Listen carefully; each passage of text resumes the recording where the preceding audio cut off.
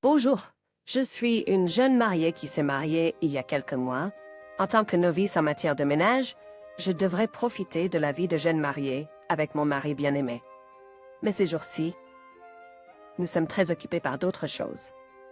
Je dois bientôt visiter la ville natale de mon mari. À chaque fois que je rends visite à mes beaux-parents, j'ai tellement de choses à emballer que je suis épuisée car ils vivent à l'étranger et j'ai épousé un étranger. Mon mari est Kenyan d'Afrique, le pays où le film Le Roi Lion se déroule dans la vaste plaine ouverte du Serengeti. Cela arrive moins souvent maintenant, mais chaque fois que mon mari sort, de jeunes enfants s'approchent de lui pour toucher sa peau ou parler avec des préjugés. Les personnes noires ont différentes nuances de peau, et la couleur de peau de mon mari est plus proche d'un ton noir. Ainsi, il est évident pour tout le monde qu'il est d'origine africaine. Au moins, une ou deux personnes tournent la tête pour le regarder chaque fois que mon mari sort. Certaines personnes disent aussi des insultes racistes, ce qui me met en colère et me donne envie de le défendre, mais mon mari en rit simplement. C'est bon, je suis toujours heureuse de vivre ici avec lui. Je suis désolée chaque fois que je suis témoin d'un tel traitement envers lui, mais je me sens impuissante à faire quoi que ce soit. Le rêve de mon mari était de venir aux États-Unis pour étudier, alors il s'est consacré à étudier dur à l'école pour obtenir une bourse. Et son rêve implique aussi ma famille et moi. À partir de maintenant, je veux parler de cette histoire. J'ai grandi dans une famille monoparentale, vivant seule avec ma mère. Je ne me souviens pas de mon père. Ma mère me parlait souvent de lui et me montrait ses photos. Sur la photo, mon père me tenait en tant que nouveau-né, c'est pourquoi je ne me souviens pas de lui. Dans mon enfance, mes amis me demandaient souvent pourquoi je n'avais pas de père. Pour être honnête, j'étais curieux aussi, mais je n'ai pas demandé à ma mère. Je pense que j'ai juste su intuitivement que ça la rendrait triste. Puis, quand j'étais à la maternelle, nous dessinions des visages de notre famille.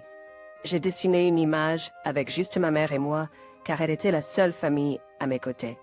Ce jour-là, j'ai demandé à ma mère, pour la première fois, pourquoi nous ne vivions pas avec mon père et pourquoi il ne venait pas me voir. Ma mère avait l'air perplexe et a pris son temps. Finalement, elle a dit tranquillement, « Angela, ton père est loin. C'est un médecin, donc il doit s'occuper de ses patients. Il traite actuellement des personnes malades. Il reviendra quand il aura terminé son traitement. » À ce moment-là, je l'ai cru. Elle m'a même montré une photo de mon père portant une robe blanche, souriant. J'ai en un peu de photo maternelle et l'ai montré à mes amis. Bien, cette photo, je voulais montrer que j'avais aussi un père.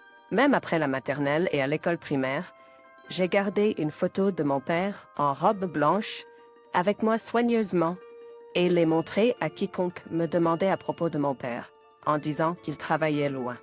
Quand j'étais jeune, je croyais ma mère que mon père était une personne merveilleuse. Mais en grandissant, j'ai commencé à avoir des doutes. Bien que ma mère m'ait montré la photo de mon père, il n'a jamais appelé ni envoyé de lettres. C'était comme s'il n'existait pas dans ce monde. Mes doutes intérieurs ont finalement explosé lorsque j'ai traversé ma puberté turbulente. Je me disputais souvent avec ma mère et je m'énervais pour des choses mineures. Un jour, lors d'une dispute, j'ai dit quelque chose que je n'aurais pas dû dire. Tu m'as aussi menti. Est-ce un mensonge que j'ai un père? Tu m'as menti tout ce temps, n'est-ce pas? N'est-ce pas que toi, grand-mère et grand-père me mentent tous? Dis-moi, pourquoi ne peux-tu rien dire? Ma mère avait l'air choquée par mes cris, et elle est restée figée. Puis, elle m'a demandé d'une voix tremblante, « D'où as-tu entendu ça? Qui t'a dit que tu n'avais pas de père? » Qui dirait ça? C'est tellement évident. La seule preuve, ce sont quelques photos. Si tu voulais le falsifier, ce serait si facile. S'il est réel, pourquoi ne se montre-t-il pas? S'il ne pouvait pas venir, il pourrait appeler ou écrire une lettre. Mais jusqu'à présent, il n'y a rien eu. S'il est mon père, pourquoi ne viendrait-il pas me voir? C'est parce qu'il n'existe pas. J'ai raison, n'est-ce pas? J'ai dit en pleurant, et ma mère n'a rien dit pendant un moment. Puis, elle est venue vers moi et m'a serré dans ses bras. J'ai essayé de la repousser, mais elle me tenait plus fort et pleurait. Angela, cette personne sur la photo est ton père, et il doit y avoir une raison pour laquelle il ne peut pas te contacter. Cela fait longtemps que je n'ai pas eu de ses nouvelles non plus. Mais je crois en ton père. Want to surprise. Pourtant, je pensais que ma mère saurait quelque chose, puisque c'était elle qui m'avait parlé de mon père. Ce jour-là, ma mère et moi avons pleuré ensemble en nous serrant dans les bras, et je suis sortie du long tunnel de ma puberté. Depuis lors, je n'ai plus aucun doute sur mon père. J'ai senti la conviction claire de ma mère dans sa voix.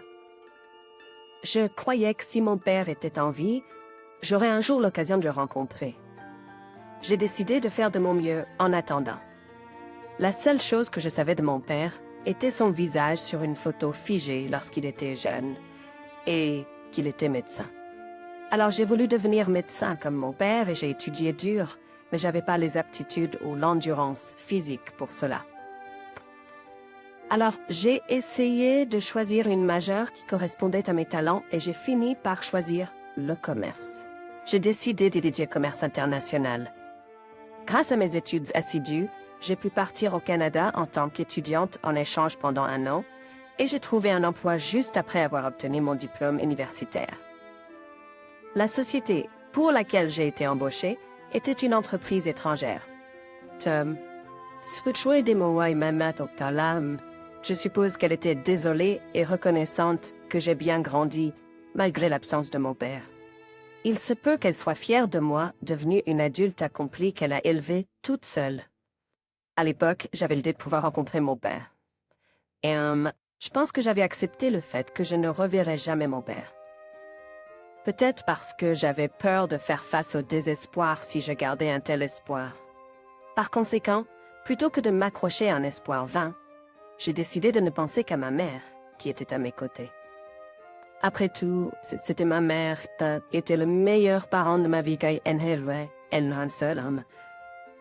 Comme tous les nouveaux employés, chaque jour était une série de surprises et de mésaventures. Ce que j'ai appris à l'université n'était que des théories, et la réalité du travail était le début d'une autre école. Après avoir enduré 1 mois de cela, j'ai enfin reçu mon premier salaire sur mon compte chèque. Je l'ai encaissé en entier et j'ai donné à ma mère. Au début, elle a refusé à plusieurs reprises, mais elle a finalement accepté, les larmes aux yeux. Bien sûr, après cela, j'ai reçu de l'argent de ma mère pour payer tous mes trajets en bus, mes factures de téléphone et même pour manger à l'extérieur. J'ai travaillé dur dans l'entreprise pendant plusieurs années. Heureusement, j'ai obtenu de bons résultats et j'ai pu participer à de grands projets de l'entreprise. J'ai consolidé ma position au sein de l'entreprise lorsque quelque chose est arrivé pour freiner ma vie. À l'époque, je prenais les transports en commun pour aller travailler, car je ne conduisais pas et je n'avais pas de permis de conduire. Ce jour-là, j'ai trop dormi car je ne savais pas que mon réveil était éteint. Cela ne m'était jamais arrivé. Je n'ai même pas pris de petit déjeuner. Je me suis à peine lavée et je me suis habillée en vitesse pour me précipiter au travail. Quand je suis arrivée à l'arrêt de bus, l'horaire indiquait que le bus arriverait 12 minutes plus tard. J'ai donc décidé de prendre un taxi. Le tarif du taxi était cher, mais je n'avais pas le choix si je voulais être à l'heure pour la réunion du matin. J'ai demandé au chauffeur d'aller aussi vite que possible, mais il laisse l'excuse. Le chauffeur a même grillé un feu rouge et a conduit rapidement pour m'aider. En faisant cela, il a essayé d'éviter un enfant qui traversait au passage piéton et a heurté un poteau électrique. Avec une force énorme, mon corps a été projeté en avant et s'est écrasé contre le siège. Au début, j'étais tellement choquée que je ne ressentais aucune douleur. Quand j'ai plissé les yeux, le chauffeur était inconscient, la tête sur le volant et de la fumée s'échappait constamment des fissures du capot avant froissé. Immédiatement, les gens ont précipité et j'ai entendu qu'est-ce qu'avait appelé ça. Bientôt, l'ambulance est arrivée en hurlant. Je me souviens d'avoir été conscient jusqu'à ce moment-là. Les ambulanciers se sont précipités, ont d'abord déplacé le chauffeur et m'ont demandé si j'étais conscient, mais je pouvais à peine répondre. On m'a mis sur un brancard et emmené à l'hôpital. J'avais peur de mourir si je perdais conscience, alors j'ai fait de mon mieux pour rester éveillée. Mais dès que les portes de la salle d'urgence se sont ouvertes, je me suis évanouie. La dernière pensée que j'ai eue, c'est pas que bien sûr. Je me suis dit que si je mourais de cette façon, je serais très désolée pour ma mère. Je ne voulais pas causer de la douleur à ma mère, alors qu'elle s'est sacrifiée pour m'élever. Je ne voulais pas être une mauvaise fille et être celle qui la faisait souffrir en mourant avant elle. Alors je n'ai cessé de répéter que je ne voulais pas mourir. Quand j'ai ouvert les yeux, j'ai vu un plafond blanc. J'ai tourné la tête et j'ai vu une infirmière s'approcher sa première com. « Comment t'appelles-tu » J'ai eu du mal à dire mon nom. L'opération s'est bien passée. Elle a dit qu'elle allait t'appeler ta petite fille. J'ai réalisé que j'étais en vie quand j'ai entendu sa voix. J'étais soulagée en attendant ma mère quand quelqu'un a collé son visage au-dessus de ma tête. Ça m'a tellement effrayée que j'ai failli crier. L'homme au-dessus de ma tête était un homme noir. Il a souri brillamment en révélant ses dents blanches et a dit « Ça va? L'opération s'est bien passée et ne t'en fais pas, le chauffeur de taxi a aussi survécu. Oh, toutes tes affaires sont en sécurité, donc quand tu seras transféré dans une chambre, tu pourras les récupérer. » J'étais stupéfaite en entendant parler avec un bel accent britannique. Certains accents britanniques sont difficiles à comprendre, mais il parlait comme James Bond, le soi-disant Queen's English. Puis, j'ai entendu la voix de ma mère. Ma mère a couru vers moi, en pleurant et en saisissant ma main. Son visage était gonflé à cause des pleurs. Elle n'arrêtait pas de remercier Dieu. Puis elle a vacillé comme si ses jambes lui avaient lâché. J'ai forcé un sourire pour la rassurer que j'allais bien et que je me rétablirais bientôt. Je lui ai avoué que c'était de ma faute si j'avais pressé le chauffeur car j'avais trop dormi. Ce n'est qu'à ce moment-là que ma mère est redevenue elle-même et m'a grondé. « Angela, s'il te plaît, ne me fais plus jamais peur comme ça. Je ne pourrais pas m'arrêter de m'inquiéter pour toi. Je ne pourrais même pas te laisser te marier. Ah, je viens tout juste de revenir de la mort et tu commences déjà à me sermonner sur le mariage. Je viens juste de commencer à travailler. Par hasard, dans la tête de Madame Helen Sloan, y a-t-il ces petits-enfants? Est-ce que tes petits-enfants font déjà leur apparition? » Alors que je plaisantais et riais avec ma mère, j'ai ressenti un soulagement en réalisant que j'étais vraiment en vie. Mais à ce moment-là, elle m'a crié « Oh mon Dieu !» Et elle s'est reculée vers moi. Elle a été surprise de voir le médecin noir à côté d'elle. Immédiatement gênée, ma mère a paniqué et s'est excusée à plusieurs reprises. Je suis tellement désolée. Elle était inquiète au cas où elle aurait offensé le docteur. Soudainement, ma mère et moi sommes devenus perplexes. Les larmes coulaient des deux grands yeux du docteur. Je me demandais si c'était quelque chose pour pleurer, mais j'ai piqué ma mère avec mon doigt pour lui signaler de s'excuser auprès du docteur, car c'était la faute de ma mère. Alors, ma mère a encore répété ses excuses. Finalement, j'ai même rejoint ma mère pour m'excuser. « Docteur, je suis vraiment désolée. Ma mère était choquée à cause de moi et elle a juste été surprise. Elle n'a aucune mauvaise intention. » Ensuite, le docteur a dit qu'il ne pleurait pas à cause de ça et s'est excusé à la place. Il a dit que le nom lui rappelait quelqu'un qu'il connaissait qui avait le même nom, ce qui l'a ému. Puis, il a regardé ma mère et a demandé « Êtes-vous Madame Sloan ?»« Helen Sloan ?» Ma mère a hoché la tête. Alors il a dit « Celle que je connaissais, le docteur Richard Sloan, avait une femme avec le même nom que le vôtre, Helen. » C'est pourquoi j'ai pleuré à ce moment-là. Les yeux de ma mère se sont écarquillés et elle a couvert sa bouche de ses deux mains. Puis ses mains ont tremblé. J'étais confuse et je regardais ma mère. Puis elle a demandé d'une voix tremblante « Avez-vous dit Richard? Comment connaissez-vous le père de ma fille? Où est-il maintenant? » Le docteur a sorti une photo de son portefeuille et l'a remise à ma mère. Ma mère a pris la photo et dès qu'elle l'a regardée, elle s'est effondrée par terre, en pleurant. Quand l'infirmière l'a vue, elle a couru vers ma mère et lui a dit qu'elle ne devrait pas être comme ça ici et l'a emmenée hors de la pièce. Tu as suivi ma mère aussi? Tout seul, j'étais impuissante et frustrée, ne sachant pas ce qui se passait. J'ai entendu toute l'histoire quand j'ai été transférée dans ma chambre. Maman, explique-moi s'il te plaît. Qu'est-il arrivé? Est-ce que mon docteur le sait? Ma mère m'a montré la photo, docteur lui a montré. Sur la photo, un jeune homme souriait joyeusement sous un grand arbre. C'était une photo de mon père que j'avais vue d'innombrables fois depuis que j'étais petite. La photo était de mon père, figé dans ses vins. Angela, ton père, était un médecin en mission en Afrique et je l'ai rencontré pendant que je faisais du bénévolat.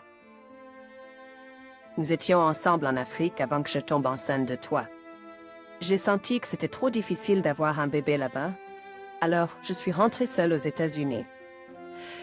Ton père est resté en Afrique pour soigner les gens, même après ta naissance. Pendant un certain temps, il est allé et venait de l'Afrique, mais il ne pouvait pas rentrer souvent à cause des tarifs aériens élevés. Chaque fois qu'il était à la maison, il ne lâchait jamais tes mains. Quand il devait retourner en Afrique, il te regardait pendant des heures, te tenant dans ses bras. Même jusqu'à la dernière minute où il est entré dans la zone de départ. Puis, quand tu avais 3 ans, le missionnaire qui travaillait avec ton père est revenu seul. Il a dit que ton père était mort dans un accident, pris dans un conflit interne entre les tribus de la région où il se trouvait. La voiture a brûlé et son cœur n'a pas pu être récupéré. Je suis désolée, Angela, de t'avoir menti. Je voulais te donner de l'espoir, que ton père était en vie quelque part. Je voulais aussi y croire. Alors je n'ai pas pu te dire la vérité. Je suis tellement désolée, Angela. Pour être honnête, je n'ai pas été très surprise. À un moment donné, j'ai senti que mon père était mort. J'ai été soulagée quand j'ai finalement entendu la vérité de ma mère. Mais alors, quelque chose d'incroyable s'est produit. Le docteur est venu vers moi, la tête baissée, s'excusant et pleurant. Je me demandais ce qui se passait. Il a dit que j'avais 7 ans à l'époque. Je me cachais quand des gens me poursuivaient avec des lances et des couteaux. C'est le docteur Sloan qui m'a sauvée. Il m'a frappé et m'a dit qu'il reviendrait bientôt me chercher. Mais j'ai entendu une explosion et quand je suis sortie, le docteur Sloan avait disparu. Le docteur Sloan est mort en essayant de me sauver. Je suis désolée. Les épaules du docteur tremblaient de sanglots. Ses paroles ont réchauffé mon cœur et m'ont ému. J'étais fière que mon père soit une personne si gentille. J'étais fière d'être sa fille. A pris la main du docteur et les consolé. Ce n'est pas de ta peur. Tu as vécu ta vie comme mon père a vécu la sienne. Merci de te souvenir de mon père. Puis, le docteur m'a regardé avec les yeux remplis de larmes. À ce moment-là, j'ai pensé que peut-être cet homme était la lettre envoyée par mon père à moi, sa fille, qui attendait désespérément. C'était lui qui l'avait envoyée pour me dire bonjour. C'est alors que j'ai senti quelque chose se soulever, quelque chose qui me pesait. Et je me suis sentie plus à l'aise que jamais. Le docteur a essuyé ses larmes et a continué à nous dire « L'amour et le dévouement du docteur Sloan envers nous ne peuvent être exprimés en mots. » C'est grâce au docteur Sloan que j'ai pu venir aux États-Unis. C'est lui qui m'a mis en contact avec une organisation pour parrainer mes frères et moi pour notre éducation. Alors je voulais rencontrer la famille du docteur Sloan. Même s'il n'est plus avec nous, je voulais leur montrer mon appréciation. J'ai donc mémorisé les noms de sa famille, Hélène et Angèle. Je les mémorise tous les jours. Nous sommes rencontrés comme ça, comme par miracle. Je n'arrive pas à y croire. Je pense que c'était l'aide du docteur Sloan. Merci Angèle et Hélène. Je vous remercie énormément. Grâce à ce médecin, ma mère et moi avons pu raviver nos sentiments pour mon père, qui a toujours été dans nos cœurs. Mon grand-père et ma grand-mère sont venus après avoir entendu la nouvelle et m'ont présenté leurs excuses. Ils ont avoué que c'était trop difficile pour eux d'admettre la mort de leur fils à leur petite fille. Ensuite, ils ont demandé au médecin des informations sur mon père. Le médecin a essayé de les briller jusqu'au moindre détail. Grâce à cela, ils ont pu voir à quel point leur fils était merveilleux et ils ont beaucoup pleuré.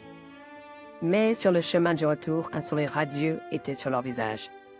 Depuis lors, j'ai pu entendre beaucoup d'histoires sur mon père pendant que j'étais soignée par ce médecin. J'ai pu voir de nombreuses photos de mon père que le médecin avait avec lui. Et certains d'entre vous ont peut-être deviné que le médecin est maintenant mon mari. Je considère Isbury qu'après d'autres mon père pour moi. Alors, je veux l'embrasser et prendre soin de lui encore plus pour le reste de ma vie. Quand mon heure viendra et que je rencontrerai mon père, je veux lui dire à quel point je l'aime et le remercier. Merci d'avoir écouté mon histoire. J'espère que des choses miraculeuses se produiront tout autour de vous. S'il vous plaît, encouragez-moi et écrivez vos mots de sagesse dans la section des commentaires. Appuyez sur j'aime et vous abonner m'aide énormément. Passez une merveilleuse journée.